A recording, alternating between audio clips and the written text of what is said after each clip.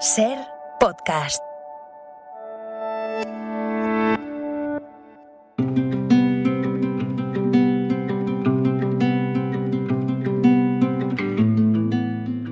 Esta temporada inaugurábamos una nueva sección dedicada a la historia de las palabras, ¿no? Algo tan cotidiano, algo tan personal que cada cultura, cada civilización a lo largo del tiempo pues ha dado un sentido diferente, ¿no?, a esos sonidos, a esas palabras, como digo, y nosotros en castellano, como hispanohablantes, castellanohablantes, pues tenemos una riqueza enorme porque a lo largo de la historia, en definitiva, pues hemos tomado referencias no solamente del latín, ¿no?, que quizás es lo más conocido, también del griego, también del árabe, también del hebreo. Hay infinidad de impregnaciones, ¿no?, lo que hace que nuestra lengua sea tan rica, tan plural y tenga tanta historia detrás. Precisamente de esa historia de las palabras, en esta nueva sección, en esta temporada que llevamos a cabo, pues queríamos retomarla, ¿no? En esta ocasión, de nuevo con José Luis Díaz Prieto, que yo bauticé en otras entregas como nuestro palabrista. José Luis, una vez más, bienvenido de nuevo a Ser Historia. Pues muchas gracias, Nacho, y encantado de ser considerado el palabrista. Me parece una definición muy bonita porque las palabras son hermosas, ¿eh? Claro que sí. Desde luego que sí, tú eres abogado, eres publicista, pero bueno, en este caso te presentas como palabrista y nos traes una Sí, palabra que se utiliza muchísimo, hoy lo utilizamos muchísimo en grandes espectáculos, ¿no? En conciertos, en partidos de fútbol, cuando hablamos de ovación, ¿no?, que sí, es sí. ese sonido, ¿no?, que genera el gran público cuando está ovacionando, valga la redundancia, al cantante, al artista, a la persona que está ahí en el centro del escenario, ¿no? Sí, sí, sí.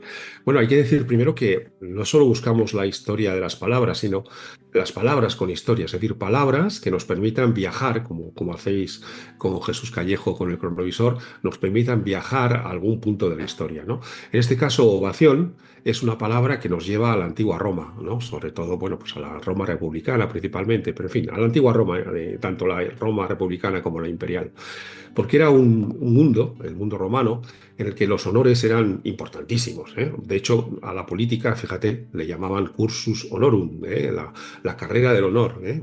Así que para ellos el honor era Si importantísimo, lo era el cursus respetaban a muerte. honorum, era como Sí. cuando tú mandas ahí se me ha ido el nombre ahora en castellano, un El currículum, currículum. efectivamente, ¿no? Un Sí, currículum, se me había ido totalmente así, la así era, palabra, el así era. cursus honorum. Yo recuerdo en epigrafía romana, cuando lo estudiaba en la carrera, el cursus honorum, ¿no? Todos los cargos Era que la tenía carrera que una había hecho persona, alguien, claro. ¿no? Ujú. Sí, así es. Y los más merecedores de los honores en Roma eran claramente, lo podemos imaginar, ¿no? Los generales, los jefes militares, ¿no? Así que a los jefes militares, y ahora vamos a ovación, a la palabra, ahora enseguida llegamos, paciencia, a los jefes militares les agasajaban con una cosa que llamaban triunfos, tal cual, los triunfos, ¿no? Entonces los triunfos eran unas ceremonias que se hacían para el general victorioso cuando retornaba, ¿no? Pero en fin, generalmente volvían, o Vercingetorix, César, volvían con el caudillo vencido detrás, en fin, era toda una procesión con una serie de normas, ¿no? Y eso eran los triunfos, y conseguir un triunfo para un general era algo increíble, importantísimo, ¿no? Pero había diferentes tipos de triunfo. Estaba el triunfo propiamente dicho, que implicaba una serie de características, como por ejemplo, pues sacrificar un buey, colocar una corona de laurel encima del militar, llevar detrás arrastrado al general vencido. Pero eso solamente era para los grandes victorias en guerra declarada y que hubiesen supuesto más de 5.000 muertos. Si el general ha matado a más de 5.000 enemigos, Qué le dan fuerte, un triunfo. qué Si no, fuerte, no. ¿no? Sí. Entonces, sí, es curioso. Sin embargo, bueno, había otro tipo de victorias más pequeñas, sin guerra declarada, tal vez unos rebeldes, no se habían matado a 5.000 enemigos, y entonces a eso se les daba un triunfo menor, que recibía el nombre de ovatio. Ovatio, ovación, podríamos traducir. ¿Y por qué se llamaba ovatio? Bueno, pues porque entre las diferencias de la ovatio respecto al triunfo, la diferencia más importante era que no se sacrificaba un buey, sino una pobre ovejita.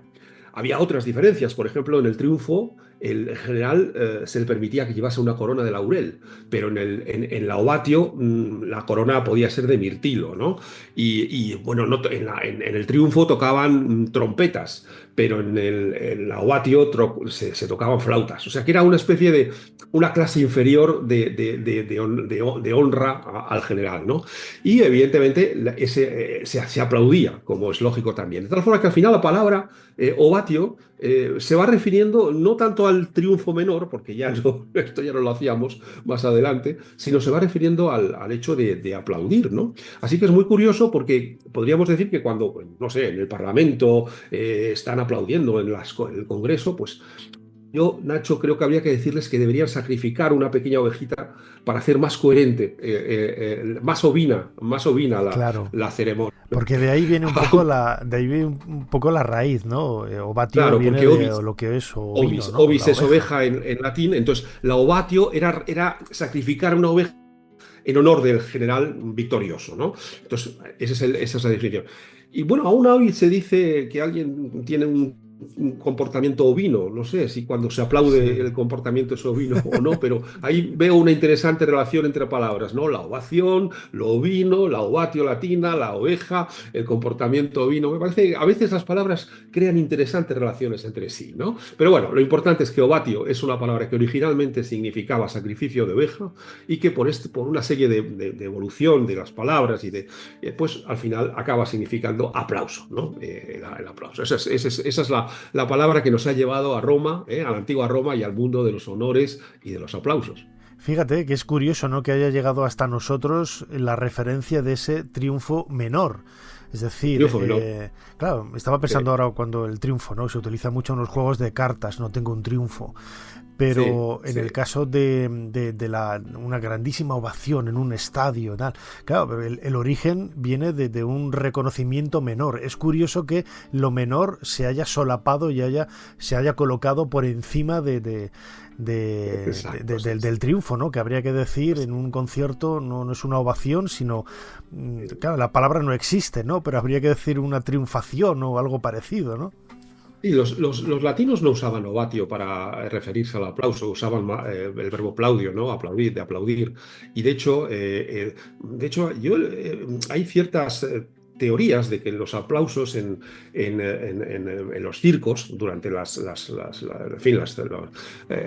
actos con las fieras y de gladiadores, que los aplausos eran para eludir, para no escuchar los gritos y los gemidos de los que estaban muriendo, ¿no? Esto es una cosa que sobrecoge un poco, pero parece que era así. Es decir, que se aplaudía fundamentalmente no al arrojo o al coraje del gladiador, sino para tapar sus gritos, ¿no?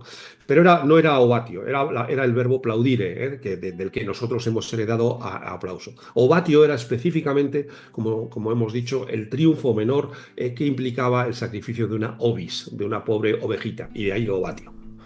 Increíble la historia que podemos leer entre líneas, no, entre letras, ¿no?, de esta palabra ovación que ha llegado hasta nosotros y que una vez más nuestro palabrista José Luis Díaz Prieto nos ha dado a conocer. José Luis, como siempre, muchísimas gracias una vez más por habernos ayudado a hacer un poquito más de historia.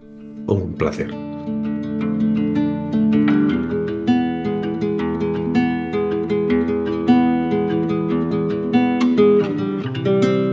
Suscríbete a Ser Historia. Todos los episodios y contenidos adicionales en la app de Cadena Ser y en nuestros canales de Apple Podcast, Spotify, iVoox, Google Podcast y YouTube. Escúchanos en directo en la Ser los domingos a la 1:30 de la madrugada. Cadena Ser. La radio.